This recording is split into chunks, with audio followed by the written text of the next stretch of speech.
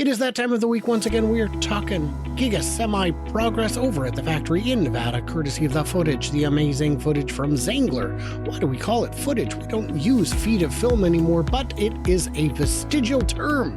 I'll allow it. Perhaps you will as well. This week we're going to be talking about the fact that the walls are closed off, the stamping pit is continuing, and some other little theories around that, which means, of course, I'm being joined by Mark, my good buddy Mark, whose head matches the size of mine this week, whose audio is improved, and who next week will be in a different location, a temporary location in his new home, while you get the house sorted out, and That's right. then we'll get it all dialed in. So, guys, thank you for your patience with Mark's move, with his relocation. Mark, how are you? I am proud to be part of the relocation program, Brian. I am doing well based on all the stuff that's going on around me. If you don't know, Mark is part of a witness protection program, which is why his channel needs more subscribers. We've got to dispel the whole thing. It is a good channel, The Tesla Life. Check it out if you haven't. If you have, check it out again. That's unfortunately required. So what we're talking about is Giga Semi. I've already given it the thumbs up. You're free to give this video a thumbs up. Not you, Mark. It's not live yet. But when the video goes live, of course, you know what you're doing. We are seeing a few bits of progress this week. Again, as usual, I will not be playing the video, but I will in coming days be interviewing Zangler himself. Henrik Zane will come on the show to talk about, to answer some tough questions, of course, because he's gracious and runs a great channel. I'm not playing the video. Go watch it yourself. Subscribe, like. He's reduced his flights to 1 a week over 2. He needs more views to justify a more rapid pace. Let's show him some love. One of the things he pointed out here is that the drainage in the site, he watched it get buried early on. When they were grading it, they dug irrigation of sorts, drainage, and then buried it. And he's like, well, do they even know where it is? Yes, of course, with digital technology, they do. And now they are unburying it to show it. Or, Yes, Brian, thoughts? did they bury one of those Apple key tags and just found that? Or both. It could be both. The big news this week is all of the walls are up. So there are still some doors and windows to put in, some loading bay doors to install, but the walls are all there. Interestingly, the flag, not at half-mast. That's supposed to have still been at half-mast, but I get it. Flag violations, not really enforced. But we've got the stamping pit coming along. You can see this part has its top deck. There have been questions, are they going to continue access to that dead space? And the answer generally is no. There's no reason to be in there. You can inspect it from the outside. Look at that gravel running down the left-hand side of the screen with the interesting pattern through it. Yes. So if the water gets to the point where it is flowing like a river, it has a channel in which to go. It is rare to get that much rain all at once, but there is nothing in the soil to absorb it should it happen. Good catch. Good catch. There you get a closer shot of the stamping pit concrete. And the amount of rebar is stunning. It's really amazing. You can see all the ants hard at work for the queen, which I assume is... Who's the queen, Brian? Who's the queen? I'm not sure. I'm not sure. And I will not say. I will not share my theory. But for conversation's sake, it's me. Yeah, we'll go there. That's fine. I don't mind. I'm not fragile. So yeah, you can see the other end of the stamping pit shaping up. This will be in time to get everything moving before the middle of the year, really, and ramped by the end of the year. Do you know what these geotextile membranes are that they put down? No, I don't. Just prevents the soil shifting. It just, is designed to add additional stability in the ground. The real trick is when you need to punch through it, it loves to wrap around your auger. Oh, it just gets very silly that way. One thing Zangler pointed out is there are no skylights on this part of the factory. Why? He theorized perhaps it's the paint shop. plausible. Could be that they're going to cut them in soon, but not until the second layer is on. But I don't know. It could be. Is that what the many rectangular items are on the other side of the roof? Yes, sir. Yes, sir. Okay. So that's what we're looking at there. Here's another good shot of some of the gravel that they're using to mitigate runoff. So that's great. Yeah, because that picture we showed a few weeks ago with the grade variant is, the height of the grade. It certainly is. It's stunning when you see it at a different viewpoint. We're looking at a lot of above ground shots, and you don't quite grasp about the elevation differences in the site. The site looks very flat once you get up high enough. You don't realize that. No, this is the mountainous part of the desert of Nevada. Yeah. And contrary to popular misconception, Reno gets cold. You are a stone's throw from Tahoe. It gets cold here. Last time I went to Reno, it was in December of 23. And yeah, I didn't pack shorts. Why would I pack shorts? And here you can see, this is a good shot showing the gradient. Right. It is substantial. With that said, I think we should get into the comments, of which there are quite a few. Guys, remember, if you wish to ask a question, you are permitted to do that. We answer them every week, not once, but twice. Not the same questions, different ones. And it makes it a quick show when we answer the same questions over and over. It does. It does. I hope the swooping architectural features is a profile of the Semi and not the Robovan. Do you think there are lessons to be learned with Semi that can be applied to the Cybertruck or future products? Mark, what do you say? Absolutely. Everything that Tesla builds, there are pluses and minuses to it, and it does affect future vehicle planning. They absolutely learn from every vehicle they release to the public, and I can guarantee the Semi is no difference. Absolutely. One thing we saw with the Semi is that it disengages the additional motors once it's up to speed. We see that with the Cybertruck as well. Different mechanism in place, but same philosophy. Next question we've got here is all electrical voltage in the U.S. cut in two? Because the U.S. uses 12 volt for semi-trucks, where most of the world uses 24. And we're on 110, 120, where most of the world is on 220, 240. It has to do with when semis were commercialized, is my best understanding. Semis were commercialized and widespread in the U.S. earlier than in other countries because of the interstate highway construction project undertaken after the war.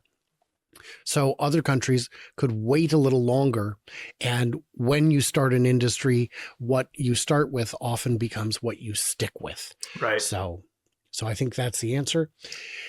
In your opinion, is the entrance a hint that they're building the Robovan? What do you say, Mark? It's got to be a hint for sure. It's got to be a strong hint because it certainly resembles that Art Deco look. So I got to believe that, yeah, it's probably going to be built there. I don't have a good answer because, in my view, it's too far beyond the horizon. We know it's not in any kind of active development at this time. It would make sense to build it there, I suppose, as a commercial vehicle, as a large vehicle, as a probably lower volume vehicle. But I don't have an answer. I think the design cues, it also looks a little bit like the front of the Semi, but I'd say more like the Robovan. I think it's all fun and that the overlaps are real and significant and intentional. Intentional, yeah. What are they going to stamp? Well, different sizes of C-channels to make up the Semi and Robovan frame and outer body shells. They're going to use the techniques that the Korean shipbuilders use: flat battleship steel plate in, finished body panels out. You know, the frame is still stamped steel. It is not welded I-beams.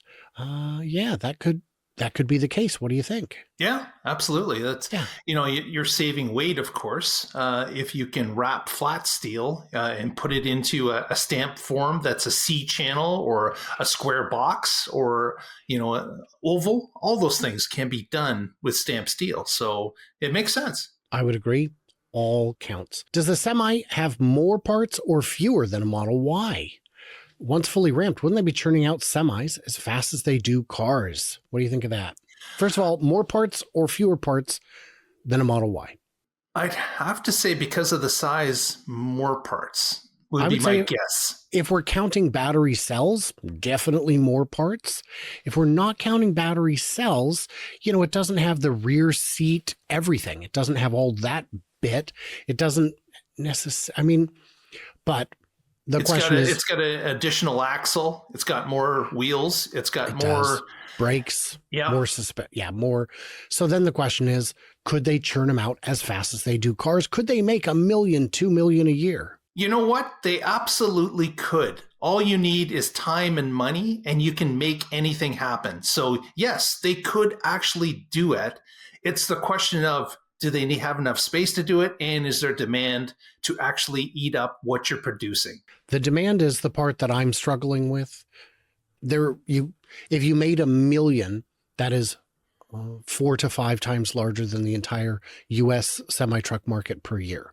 So nobody's going to do that. Like, obviously, you're not going to have 3/4 of the things that you manufacture sitting around in lots being waited to be purchased. It's just financially, it doesn't make any sense. But you could crank up the volume and make as many as you wanted. And I agree with you on all those points. You can add the U.S. To Canada and Mexico. That would expand the market a bit. You could add other countries to the mix, but I imagine they would prefer to localize production to other continents. Too soon to say.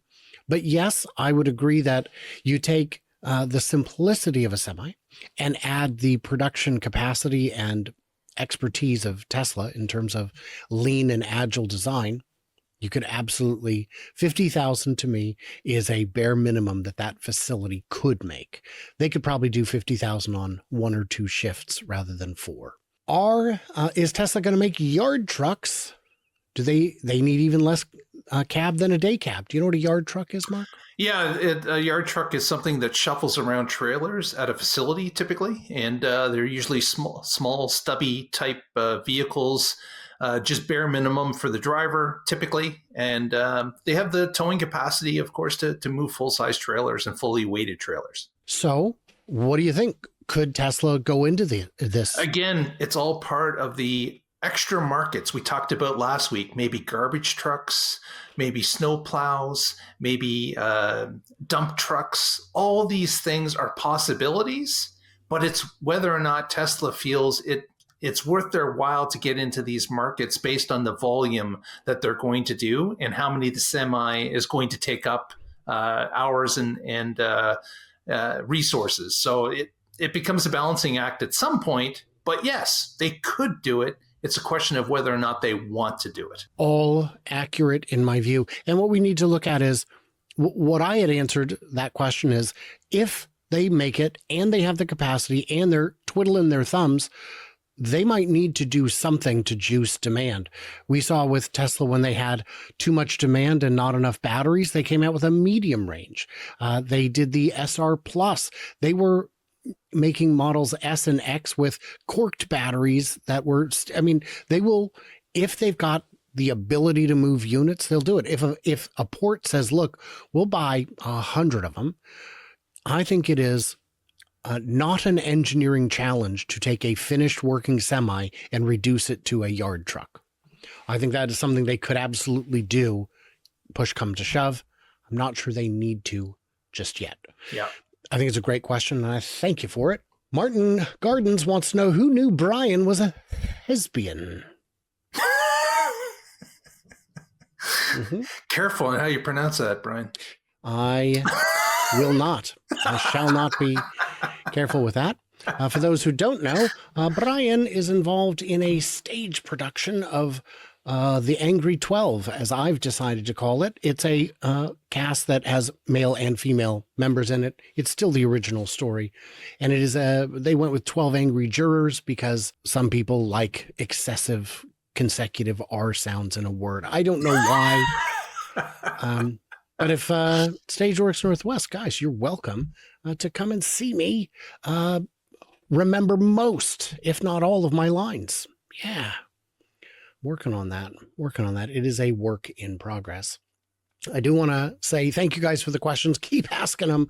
We'll keep answering them. It's kind of what we do. And if you want, you can support the channel. This is how I stay in business, as a channel member, all that, or you can just subscribe. That is also helpful and free. But it is, it's a lot of moving pieces. I'm going to Chattanooga in March. I'm going to perhaps Shanghai in April. I'm still waiting to hear back and see if I can get any contacts established. I am going to Mexico in May, also for dental work, but to check out, they've got a lot of EVs there that we just don't have here from brands I've never heard of that I will share with you as the time is right. And then in June, I'm going to the Muskegon event, the Tesla takeover in Muskegon. In July, I'm going to the X takeover. And in August, perhaps I'll rest. I'm not sure. Actually, in August or September, I might be going to Fully Charged, Everything Electric show in Vancouver, BC. So I'll be up in your neck of the woods. Yeah, 2,000 miles away, but still. Well, I'll be closer, since the border will be fortified, if I'm able to cross. We'll see how that works. Guys, what did we miss? What did we misunderstand? Leave it in them comments below. Remember, and in the comments, make sure to wish Brian that he breaks his leg, because of course that's showbiz terms. You love to hear that. That's the only way you can get into a cast, Mark. You must break a leg. Head over to the Tesla Life. It is temporarily, at least, mandatory. And everybody else, stay tuned, stay juicy, and I cannot wait to hear from you clever robots on the flippity flop.